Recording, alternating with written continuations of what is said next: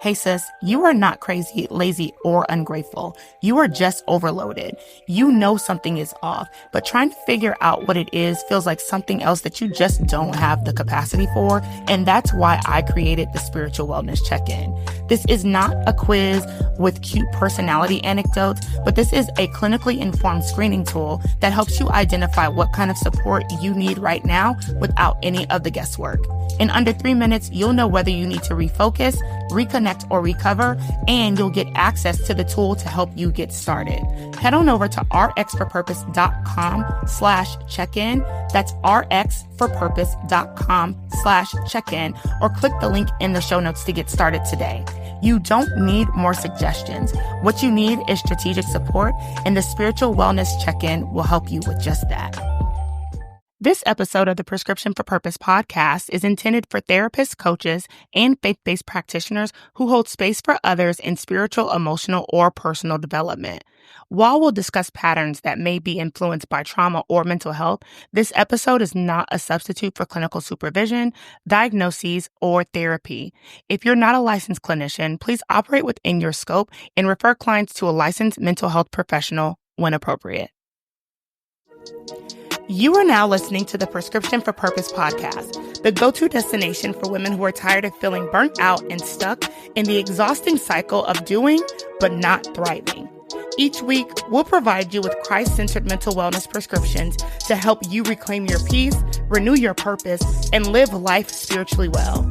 And if you're a therapist or a coach, the tools and insights that we curate here will help you make a Christ-centered impact on your clients today. Are you ready, sis? Let's get started. Hey, friend, and welcome to another episode of the Prescription for Purpose podcast. I'm excited because this is a new bonus episode that I'm dropping that I'm going to call for right now the Clinician's Corner. Okay, I'm going to call it the Clinician's Corner for right now. And this episode is for coaches, for therapists, for spiritual leaders, for the individuals who are holding space for others while you're navigating your own life. Over this past week, we talked about how familiarity can trap you in roles, in relationships, and in environments that no longer serve the person that you're becoming. But as a practitioner, you don't just need to be aware of the familiarity in your own life. You need to know how to disrupt it, how to name it, how to help clients move through it without stepping outside of your own professional scope. So I wanted to create these episodes and plan on doing them moving forward, depending on if it's something that you all find helpful as leaders. I want to continue to do these episodes, and also we got to make sure that we have some ground rules. Okay? First, if you're a licensed clinician meaning that you are a nurse practitioner, you're a therapist, like you have a license that you have to do CEUs for, you sit for boards, you have a license. Some of the tools that we talk about in these episodes will fit in your therapeutic toolkit. So things like narrative therapy, IFS, unpacking trauma, those things are for you. If you are a coach or an unlicensed spiritual leader, then your role is not to diagnose or to treat. You still have a very important role because you help clients recognize patterns. You help them reflect honesty. You help them clarify values, and you help them move forward with action. However, when trauma starts to surface, when there are things that are like deep grief patterns, your responsibility is to refer. It is not to help them reframe. And so I want to be clear about that. And I'll be clear about that every episode. I will make distinctions over here in the Clinician's Corner about, hey, if you're a coach, this is what you do, or this is when you refer. If you are a clinician, this is how you can move forward. So let me know if this episode blesses you, if you enjoy it. I'm not really sure that there are a lot of people making space to talk to other therapists, coaches, clinicians in a way that isn't, from the big places, from the, APA or something like that. So I'm excited to be able to break down our weekly episodes from a clinician perspective so that way you can be equipped to go out and help others. And y'all know I'm going to give a download. You know there's going to be a resource. Okay, so make sure you click the link in the show notes. Go ahead and get your clinicians pack. My goal and what I think I'm going to do is I'm going to likely have it be one download that will get constantly updated. So you have an entire plethora. Okay, I like that word. And then a plethora of resources that you can utilize. And so I'm excited to be on this part of the journey. God laid this on my heart and I'm here for it, period. Now, this week we talked about the cycle of familiarity, the costs, and a lot of us have to recognize, not even just for ourselves, but for the people that we serve, that familiarity is not a feeling, it's a pattern. Clients rarely walk into session and say, I think I'm stuck in the familiar, and it's a misaligned role, right? Like that's not what we typically hear from clients. They may say things like, I'm so tired, but I can't slow down. I know this isn't working, but I don't know what to do. I feel like I'll disappoint God if I step away. I don't want to walk away from everything that I've built. I just don't know who I'd be without this. They're not describing confusion. They're not confused, right? There isn't any confusion in what they're saying. What they're saying is, I'm stuck in a familiar place. And there is a lot of psychology behind why clients stay stuck. So we talked about this some in the episode, but I want to revisit it here as well. First, there's predictive coding. Your brain prefers what it can predict, even if it's painful. And so clients will often stay in cycles, not because they like them, but because their nervous system finds comfort in what is known. And uncertainty equals danger. And so familiarity is survival. There's the mere exposure effect. So the more time that they've spent in something, in a role, a job, a relationship, in a belief system, they associate it with safety, even if it's draining them. There is trauma adaptation. So clients who've survived instability, conditional love, performance-based worth, they will cling to familiar patterns that reward those same coping mechanisms of overfunctioning, of self-silencing, of controlling outcomes. And so letting go of the familiar, it really feels like they are inviting in abandonment or inviting in failure. And so that is a difficult thing for them to do. And then finally, identity fusion, where the client's role has become their sense of self. So stepping away just isn't scary. It literally feels like they're dying. Because if I'm not this, then who am I? And so as practitioners, it is our job to help them name the attachment without shaming the survival strategy. Especially if you think about the type of women who may be struggling with this. And I'm going to say women because that's who I mainly talk to, but any client, the type of people who struggle with this oftentimes are, again, trying to survive. They're often very self-critical. And so it is our goal to provide language without shaming them and letting them know, hey, this is something that you've been trying to do to survive. Don't allow this to shame you. We want to make sure that you understand that this is a way that your brain has tried to keep you safe and it's not working anymore. This is the way that your brain has been trying to keep you secure and yet you still feel insecure. And so we have to develop a better way. We talked about on this episode the 4 fallacies or lies of familiarity. And I want to deep dive into them and kind of break them down with some strategy for you to be able to apply in your sessions with clients if you recognize that they are dealing with a cycle of familiarity. So the first fallacy is that sunk cost fallacy. So I've invested too much to walk away. They will show up with guilt, when you talk about quitting something, they over justify the time and the energy that they spend. They are constantly trying to attempt to fix something that clearly is no longer working. And so there's that sunk cost fallacy. They are trying to avoid grief. And there's even this inner conversation or dialogue of if I try harder, it will work. So if you're a coach, the way and the strategy that you can utilize to walk your clients through this is some values clarification. So asking questions like, what matters more, honoring your time investment or honoring where God is calling you to? And then you can invite grief processing through journaling or reflection work. What would you need to mourn if you walked away? As a therapist, you could utilize narrative therapy to help rewrite or reauthor the story around that time investment and self-worth, and then unpack that anticipatory grief and internalized failure, those narratives that are really plaguing the client. You can utilize those to really help them process through this. And if you are a coach, if you notice that you start this with a client and there is a deep sense of loss or identity trauma, this is where you would refer a client. We do not process unresolved grief through action planning.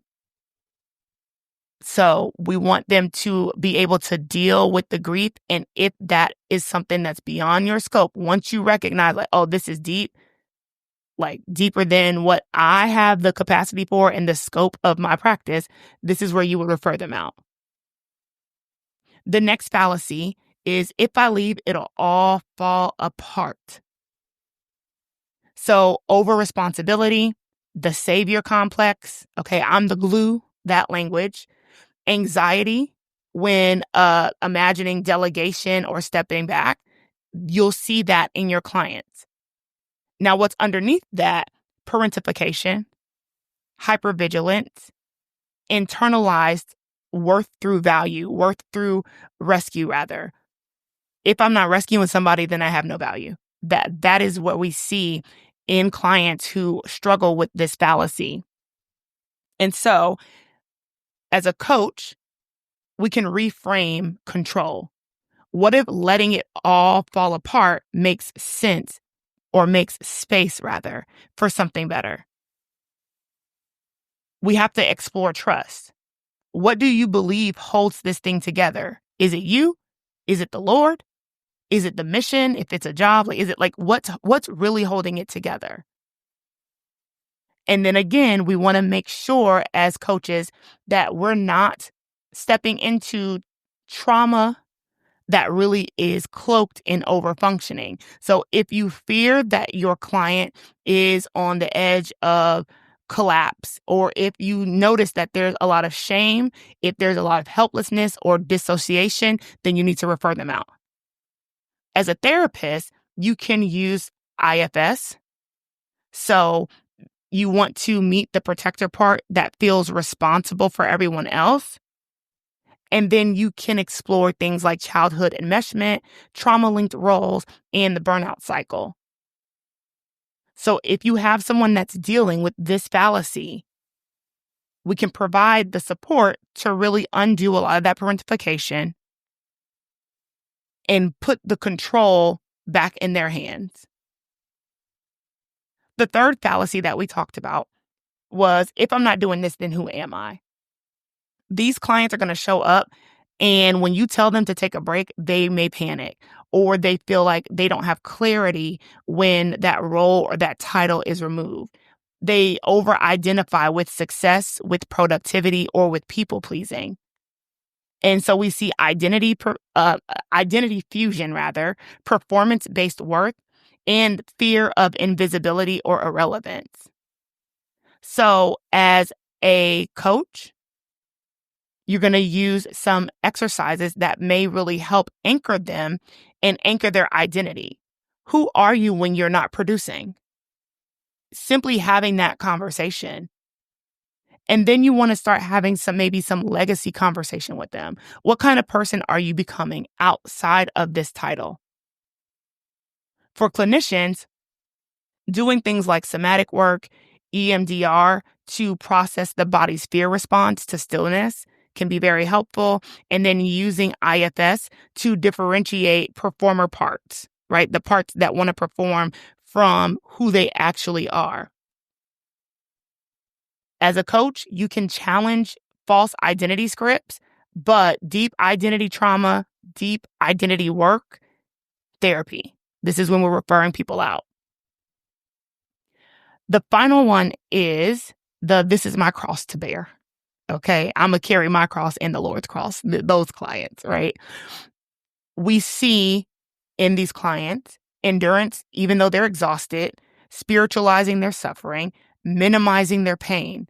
And so there's a martyr complex here that has to be addressed. There's a learned self-sacrifice as proof of faithfulness, and then confusion between sanctification and codependency. So again, as a coach, we can reframe this. Is this discomfort? Is this discomfort because you're being refined, or is it a red flag? And then walking them through that situation. And then we want to make sure that we are utilizing proper theology. So you can even challenge their theology. Do you believe that God needs you to suffer in order for you to grow? Suffering is a part of it, but you don't need to suffer. All of the trials and tribulation that we deal with aren't suffering for suffering's sake. If there's persistent suffering, like all you do is suffer, even Job got a break at the end. Like, we have to make sure that we're challenging their theology. As a therapist, then we can unpack any religious trauma, any toxic theology, and then we can use cognitive restructuring to challenge any spiritualized masochism. If you feel, as a coach, if you feel like a client feels shame around rest, if they feel shame around joy, or if they quote scripture to justify burnout, refer them. Please refer them. There's deeper work that needs to be done. And so what I wanted to do was, now that we've gone through these fallacies, really give you a framework that you can utilize to assist you in getting to the bottom of this with a client. And we're going to call it the FACT framework, FACT, the FACT framework. So first, you want to start with identifying that familiar pattern. So you're going to start with the pattern of recognition. What keeps repeating in your client's life? What default roles or behaviors do they slip into under pressure? This is going to help you identify what autopilot mode their brain and body have adopted. Then we're going to look at attachment. So you want to ask, what emotional need is being met by staying here? Are they attached to recognition? Are they attached to control, validation, certainty? This is going to expose what they're actually protecting and what fear might be underneath that. Next is consequence. So you don't want to let the session only be theoretical. We have to bring in some practical costs. What is this costing them? Are they exhausted? Are they resentful? Are they disconnected from God? Are they physically unwell? Once we make it tangible, that pain often is going to bring clarity. And then we have truth. So then we want to ask, what would alignment look like for you now? What decision would reflect your values in this time in your life? Not just the past. What decision reflects your values for this version of yourself? Not the ones that you've adopted, not the ones that have been thrown on you, but your actual values. And this is where we can start helping them build courage. This doesn't have to be anything dramatic. It just has to be honest. So, familiar pattern, attachment, consequence, and then the truth. And what I love about the framework, the FACT tool, is that it works for your faith-based clients as well as secular clients. So if you are dealing with a client who may not be overtly a believer, you can still utilize this framework. So instead of using language like obedience, you can say alignment. Instead of saying calling, you can say values or integrity. And instead of, God hasn't released me, saying something like, I feel emotionally obligated, even though this still isn't working. And you can still, what I like to say, take the principle of the word and still operate in practice. You don't have to quote scripture in order to practice faith-based therapy, coaching, etc. And you don't have to violate nobody's ethics. Just utilize the principles because the principles of the word work. And so you're still ministering to your clients that way. I want you to really know and be confident in the fact that you can't walk people into alignment if you're still functioning out of fear yourself. Okay, we're going to turn the mirror back to us. Be confident in knowing that this is not going to work for them if you haven't done this yourself. So if you're holding on to old systems because they were profitable, or because you're known there, or because you don't want to let anybody down, you're modeling disobedience and not courage. You're modeling, operating, and staying in familiarity. And so then your voice loses that spiritual authority when your life is shaped by predictability instead of faith. I'm not saying that your life should be all over the place.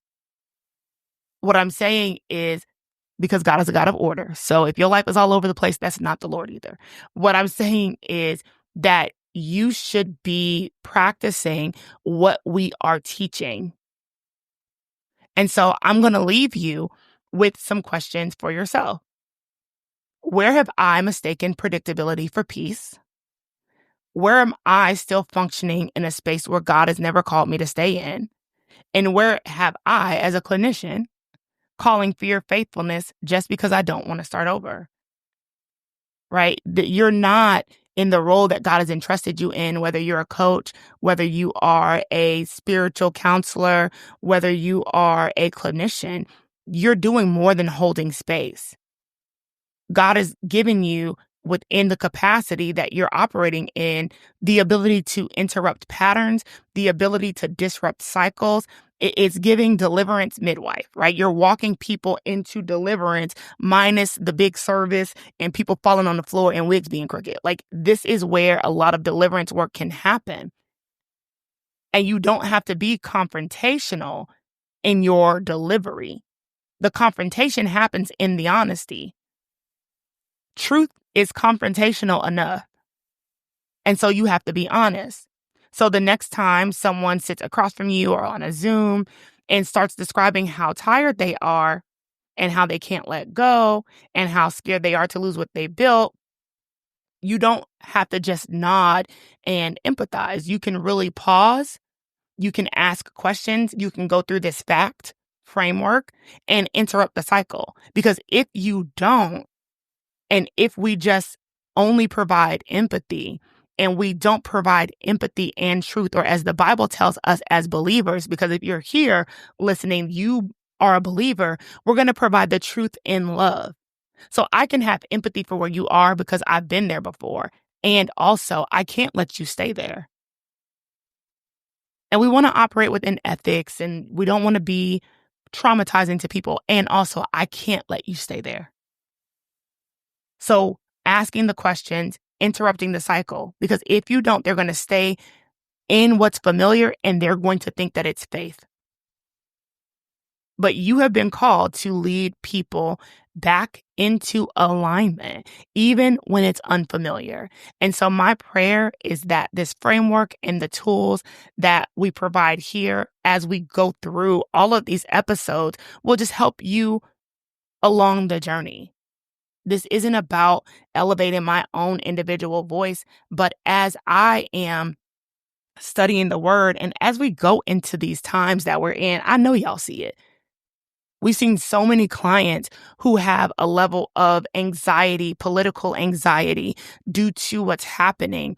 And we have to be able to collaborate together and operate as a body. And I'm just talking about coaches, clinicians, therapists. Like we have to operate as a body, as a unified body. And my prayer is that the space that we're creating here is one that makes room for that. And so I pray that you enjoyed this. Make sure you click the link in the show notes so you can get your clinician's support toolkit. If there are anything or any topics that you want to discuss on these bonus episodes, hit me up, email me. You can join us over in the Purpose Collective. I'm working on creating a space for coaches and therapists and clinicians. So make sure that you download the Clinician's Toolkit, because when you do that, the minute that I'm doing anything that is clinician forward, you will get the email for that. But friend, I love you. God bless you. Thank you for the work that you do. If nobody has told you, because it's hard out here sometimes. Okay. Thank you for the work that you do. And I pray that you enjoy this episode. I'll talk to you next week. Hey sis, you are not crazy, lazy, or ungrateful. You are just overloaded. You know something is off, but trying to figure out what it is feels like something else that you just don't have the capacity for. And that's why I created the Spiritual Wellness Check-In. This is not a quiz with cute personality anecdotes, but this is a clinically informed screening tool that helps you identify what kind of support you need right now without any of the guesswork. In under 3 minutes, you'll know whether you need to refocus, reconnect, or recover, and you'll get access to the tool to help you get started. Head on over to rxforpurpose.com/check-in. That's rxforpurpose.com/check-in, or click the link in the show notes to get started today. You don't need more suggestions. What you need is strategic support, and the Spiritual Wellness Check-In will help you with just that.